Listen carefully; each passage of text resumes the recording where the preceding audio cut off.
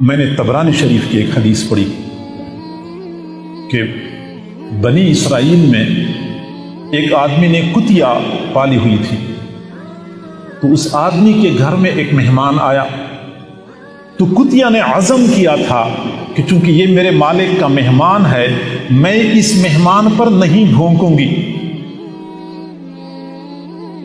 تو کتیا تو نہیں بھونکی، لیکن کتیا کے پیٹ میں بچے تھے، وہ اندر سے بچے بھونکنے لگے۔ حضور صلی اللہ علیہ وسلم نے فرمایا کہ اللہ تعالیٰ نے وقت کے نبی کو وحی نازل فرمائی کہ قیامت کے قریب زمانے میں سفہا علماء پر ایسے بھونکیں گے۔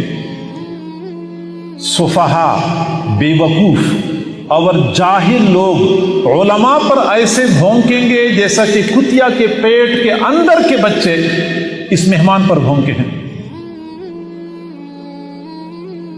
اب ہم ذرا حالات کا جائزہ لے لیں کہ آج ہم دیکھتے ہیں میڈیا پر، electronic media, print media, social media, کہ جہاں کہیں کوئی فساد نظر آتا ہے اس کا ذمہ دار علماء کو ٹھہرایا جاتا ہے۔